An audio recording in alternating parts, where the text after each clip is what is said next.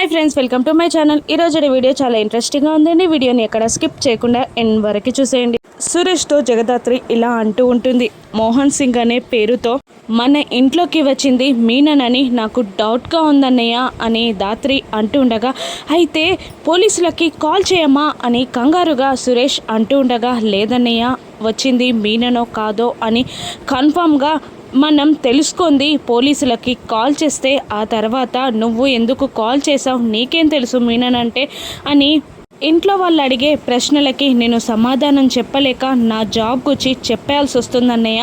మనం ఫస్ట్ వచ్చింది మీననా కాదా అని కన్ఫర్మ్ చేసుకోవాలి అని సురేష్తో అంటూ ఉంటుంది దాత్రి. ఎలా కన్ఫర్మ్ చేసుకోవడం అమ్మా అని సురేష్ అడుగుతుండగా, దానికి నా దగ్గర ఒక ఐడియా ఉంది, చెప్తాను, నువ్వు చేస్తావా అని అడుగుతుంటుంది దాత్రి. చేస్తానమ్మా, ఖచ్చితంగా చేస్తాను, చెప్పు అని సురేష్ అంటూ ఉండగా, నువ్వు ముసుగు వేసుకొని ఒక దొంగలా ఇంట్లోకి వచ్చి అందరినీ బెదిరించి నగలు ఇవ్వమని అడుగు. అప్పుడు వచ్చింది మీననైతే నెక్స్ట్ సెకండ్లో నీ చేతిలో ఉన్న కత్తి మీనన్ చేతిలోకి వెళ్తుంది. వచ్చింది మీనన్ కాకపోతే అందరితో పాటు మీనన్ కూడా భయపడతాడు అన్నయ్య అని అంటుండగా, సరే కౌశికి కూడా ఇంట్లో లేదు కాబట్టి నేను తొందరగా ముసుగు వేసుకొని వస్తానమ్మా అని సురేష్ ముసుగు వేసుకోవడానికి వెళ్ళిపోతాడు. ఇక అప్పుడు దాత్రి అక్కడికి రాగానే ఇక కమలాకర్, వైజయంతి పాస్పోర్ట్ కోసమని నిషి రూమ్లోకి వెళ్ళిపోతారు. ఇక మీనన్ ఒక్కడే ఉన్న టైంలో దాత్రి అనుమానంగా వచ్చి చూస్తూ ఉంటుంది. ఇక కమలాకర్, నువ్వు వెతకమ్మా, నేను హాల్లోకి వెళ్తున్నాను అని అంటూ మళ్ళీ అందరూ హాల్లోకి చేరిపోతారు. దాత్రి మీనన్ని అనుమానంగా చూస్తూ ఉంటుంది. ఇక ఆ సురేష్ దొంగ వేషంలో వచ్చి, ఆహా, కొంచెం దొంగతనం కోసం వస్తే ఈరోజు నాకు ఎంత పెద్ద జాక్పాట్ తగిలింది అని అనుకుంటూ ఇక అందరినీ బెదిరిస్తూ ఉంటాడు సురేష్. ఆ నగలన్నీ మూటకట్టి నాకివ్వండి అని బెదిరిస్తూ ఉండగా ఇక హీరోలాగా బూచి వెళ్ళి సురేష్కి అడ్డంగా నిలబడతాడు. అప్పుడు సురేష్ ఒక్క తన్ను తంతాడు. బూచి అల్లంత దూరాన పడతాడు. ఇక కాచి, వైజయంతి బూచిని లేపడానికి ట్రై చేస్తూ ఉంటాడు. ఇంతలో మీనన్ సురేష్ దగ్గరికి వెళ్ళి సురేష్ని కొట్టి సురేష్ చేతిలో ఉన్న కత్తిని తీసుకొని సురేష్ని పొడవబోతూ ఉండగా ఇక దాత్రి మీనన్ చేన్ని పట్టుకొని ఆపి, ఏంటి సార్ ఇది, దొంగతనానికి వస్తే పోలీసులకు అప్పజెప్పాలి కానీ ఇలా చంపేస్తారా ఎవరైనా అని దాత్రి అంటూ ఉంటుంది. ఇక వెంటనే మీనన్ ఇలా అంటూ ఉంటాడు, కాదు నన్ను కూడా చంపేస్తాడేమోనన్న భయంతో అలా చేయబోయాను అని మాట మారుస్తూ ఉంటాడు. ఇక వెనక నుండి కమలాకర్ వచ్చి సురేష్ని పట్టుకుంటాడు. ఇక వైజయంతి పోలీసులకి కాల్ చేయమ్మా అని అరుస్తూ ఉండడంతో ఇక చేస్తానత్తయ్య అని దాత్రి ఫోన్ తీస్తుంది. అప్పుడు మీనన్ కూడా ఎవరి పాపన వాళ్ళే పోతారులే, ఫోన్ చేయడం ఎందుకు అని అంటూ ఉండగా ఇక దాత్రి సురేష్కి వెళ్ళిపోమన్నట్టు సైగ చేస్తూ ఉంటుంది. ఇక సురేష్ పారిపోతాడు. దాత్రి కూడా అక్కడి నుండి బయటికి వచ్చింది మీనన్ అన్నమాట. ఎంత మంచిగా చిక్కుకున్నావు మీనన్ అని మనసులో అనుకుంటూ ఇక ఇలా అంటూ ఉంటుంది, వేటగాడి బాణానికి వేటే తనంతట తానే వచ్చి తగిలినట్టుగా ఈ ఇంట్లో జేడి ఉందని తెలియక నువ్వు భలే వచ్చి చిక్కుకున్నావు. ఇక ఇది నా టైం, ఇప్పుడు నా చేతికి మట్టి అంటకుండా ఇక పోలీసులతో నిన్ను అరెస్ట్ చేపించి ఆ తర్వాత నిన్ను నా కస్టడీకి రప్పించుకుంటాను అని దాత్రి అనుకుంటూ పోలీసులకు కాల్ చేసి, ఇక నేను వజ్రపాటి కౌశికి ఇంటి నుండి మాట్లాడుతున్నాను, నగల దుకాణం నుండి మా ఇంటికి వచ్చినట్టు ఒకడు వచ్చాడు, కానీ నాకు అనుమానంగా అనిపించి ఆ నగల షాప్కి కాల్ చేసి అడిగితే మేమెవరం పంపించలేదు అని చెప్పారు, కాబట్టి వాడు దొంగ అని నాకు అర్థమైంది, వాడు కరుడు కట్టిన తీవ్రవాదిలాగా ఉన్నాడు అని దాత్రి అనగానే, మీరు కాస్త అనుమానం రాకుండా మేనేజ్ చేయండి, నేను వస్తున్నాను అని అంటూ కాల్ కట్ చేస్తాడు. ఇక దాత్రి వచ్చి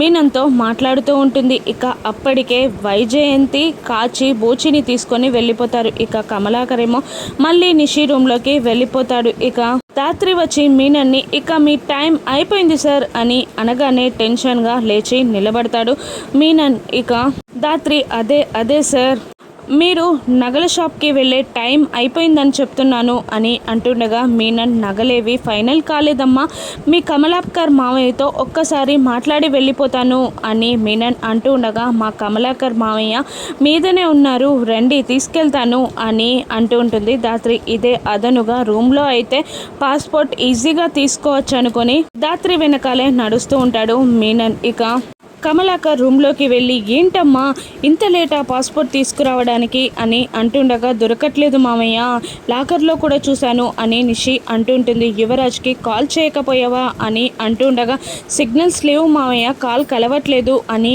అంటుండగానే యువరాజ్ కాల్ లిఫ్ట్ చేస్తాడు. ఇక నీ పాస్పోర్ట్ ఎక్కడ అని అడుగుతూ ఉండగా బెడ్ కింద ఉంది అని చెప్పేస్తాడు యువరాజ్. ఆ పాస్పోర్ట్ని తీసుకొని వస్తూ ఉంటారు నిషి వాళ్ళు. ఇక మరోవైపు ధాత్రి మీనన్ని ఆ రూమ్లో ఉన్నారు మా మామయ్య అని మీనన్కి చెప్పగానే ఒక్క అడుగు మీనన్ లోపలికి వేయగానే మీనన్ని తోసేసి ఇక రూమ్కి గొల్లం పెట్టేస్తుంది.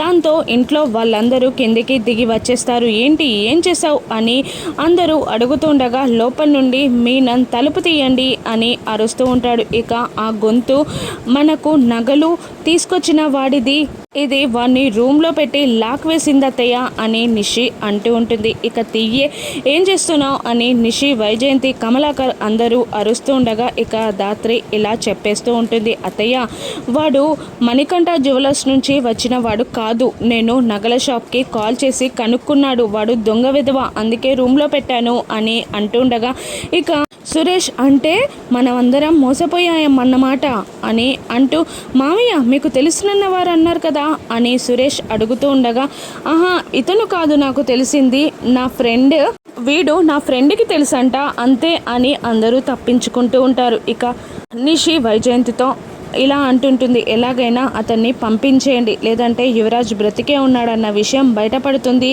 అని నిషి అంటుండగా ఆ లోపే పోలీసులు వచ్చేస్తారు. పోలీసులు ఎందుకు వచ్చారు అని వైజయంతి కంగారుగా అడుగుతుండగా ఇంకెందుకు అత్తయ్య, దొంగ ఇంట్లో ఉంటే పోలీసులే కదా వస్తారు అని ధాత్రి అంటూ ఉంటుంది. ఎక్కడ మా దొంగ అని పోలీసులు అడుగుతుండగా రూమ్లో ఉన్నారు అని ధాత్రి చెప్తుంది. ఇక రూమ్లోకి పోలీసులు వెళ్ళగానే మళ్ళీ ఉత్తి చేతులతోనే బయటికి వస్తారు. ఎవరు లేరమ్మా అని అంటుండగా ధాత్రి కంగారుగా లోపలికి వెళ్ళి చూస్తూ ఉంటుంది. బాత్రూమ్ డోర్ కూడా తీసే ఉంటుంది. ఇక వెనకాల విండో నుండి మీనన్ కిందికి దూకి పారిపోతూ ఉంటాడు. ఈసారి కూడా మిస్ అయ్యావా, చేతికి దొరికిన మీనన్ని వదిలిపెట్టేశానే అని ధాత్రి చాలా బాధపడుతూ ఉండగా ఇక మీనన్ వెళ్తూ వెళ్తూ తనని తోసేసిన జగదాత్రిని చూస్తూ నన్ను తోసేసి రూమ్లో పెట్టి పోలీసులకి బంధించాలి అని చూస్తావు కదా జగదాత్రి, నిన్ను వదలను అని మీనన్ అనుకుంటూ అక్కడి నుండి పారిపోతాడు. ఇక నిషి కూడా యువరాజ్ పాస్పోర్ట్ పట్టుకొని లోపలికి వెళ్ళిపోతుంది. ఇక కేదార్కి విషయం చెప్పి రమ్మని వంట చేయమని చెప్పి నేను యువరాజ్ బాడీ దగ్గర ఏవైనా క్లూస్ దొరుకుతాయా కనుక్కోవాలి అని అనుకుంటూ ధాత్రి అక్కడి నుండి వెళ్ళిపోతుంది. ఇక మీనన్ మనుషులతో పాటు యువరాజ్ కూడా హాస్పిటల్కి చేరుతారు. ఇక నువ్వు ఇక్కడే ఉండు, ఎవరికైనా డౌట్ వస్తుంది అని దేవా మిగిలిన వాళ్ళందరూ ఇక మార్చురీలోకి వెళ్తూ ఉంటారు. ఇక స్ట్రెచ్చర్ పైన ఒక ఇద్దరు మనుషులని పట్టుకొని ముసుగు వేసి దేవ లోపలికి తీసుకెళ్తూ ఉండగా ఇక అక్కడున్న త్రిపాఠి ఫోన్ మాట్లాడుతూ ఉంటాడు. ఇక అక్కడున్న కానిస్టేబుల్ అడ్డుకుంటూ ఉండగా ఇక యాక్సిడెంట్ కేసు సార్, వెళ్ళనివ్వండి అని దేవ గొడవ చేస్తూ ఉండగా త్రిపాఠి లోపలికి వెళ్ళామని సైగ చేయడంతో అక్కడున్న కానిస్టేబుల్ దేవాని లోపలికి పంపిస్తాడు. ఇక డాక్టర్ ప్రియా వేషంలో జగదాత్రి, ఇక కిరణ్ కాంపౌండర్ వేషంలో అక్కడికి వస్తూ ఉంటారు. ఇక ఎలాగైనా మనం లోపలికి వెళ్ళాలి అని ధాత్రి అంటుండగా అలాగే మేడం అని అంటూ తాగుబోతులా యాక్టింగ్ చేస్తూ ఉంటాడు. ఇక ధాత్రి ఇలా అంటూ ఉంటుంది, మళ్ళీ తాగి వచ్చావా, ఈరోజు డీన్కి నీ మీద కంప్లైంట్ ఇవ్వడం గ్యారెంటీ అని ధాత్రి అంటుండగా ఇక కిరణ్ ఇలా అంటుంటాడు, మందు తాగితేనే తప్ప ఈ పని చేయలేం మేడం అని అంటూ ఉంటాడు. ఇక కానిస్టేబుల్ ధాత్రి కిరణ్ని కూడా అడ్డుకుంటూ ఉంటారు. ఇక ఏంటయ్యా నీ గోల, నా డ్యూటీ చేసుకోమంటావా లేదంటే మిమ్మల్ని అడుక్కుంటూ పర్మిషన్ లెటర్ తెచ్చుకోమంటావా అని ధాత్రి కోపంగా మాట్లాడుతూ ఉంటుంది. ఇప్పటికే ఈ తాగుబోతు సచ్చినోడు లేట్ చేశాడు, మళ్ళీ నీతింత లేటా అని కానిస్టేబుల్ని డాక్టర్ ప్రియాలా తిడుతూ ఉంటుంది ధాత్రి. ఇక మా సార్ని అడగాలి అని అంటూ ఉండగా ఇక కిరణ్ తాగుబోతులా యాక్టింగ్ చేస్తూ వెళ్ళనివ్వవయ్యా, అసలే ప్రియా మేడంకి చాలా కోపం ఎక్కువ అని అంటూ గోలగోల చేస్తూ ఉండగా ఇక త్రిపాఠి తిరిగి మాట్లాడుతూ ఉంటాడు. ఏంటి ఏమైంది అని అడుగుతుండగా నా పేరు డాక్టర్ ప్రియా, నేను పోస్ట్ మార్టం చేయడానికి ఇక బాడీని ఎగ్జామినేషన్ చేయాలి, లోపలికి వెళ్ళాలి అని కోపంగా మాట్లాడుతుండగా వెళ్ళనివ్వయ్యా అని త్రిపాఠి కానిస్టేబుల్కి పర్మిషన్ ఇవ్వగానే ఇక లోపలికి వెళ్తూ ఉంటుంది డాక్టర్ ప్రియా. కిరణ్ కూడా ఆ లోపే దేవా మనుషులు అక్కడున్న శవాలపై పెట్రోల్ పోసి అగ్గిపెట్ట వెలిగిస్తూ ఉండగా అది వెలగదు. ఇక బయటున్న యువరాజ్ వీడు ఏం చేస్తున్నాడా అని లోపలికి వస్తూ ఉంటారు. ఇక నన్నేమైనా హెల్ప్ చేయమంటావా అని ధాత్రి అడుగుతూ ఉండగా ఇక ఎవర్రా మీరు, ఇక్కడ చూసింది ఎవరికైనా చెప్తే మిమ్మల్ని కూడా కాల్ చేస్తా అని దేవా బెదిరిస్తూ ఉంటాడు. అప్పుడు కిరణ్ ఎవరైనా వస్తే నాకు చెప్పు, ఇక వీళ్ళకి మ్యాచ్ బాక్స్ ఎలా వెలిగించాలో నేను ట్రైనింగ్ ఇస్తా అని ధాత్రి అంటూ ఉంటుంది. ఇక ఆ బాడీ యువరాజ్ది కాదని ధాత్రి నిరూపించగలదా? ఏం జరగనుందో రాను ఎపిసోడ్స్లో చూద్దాం. Thank you for watching.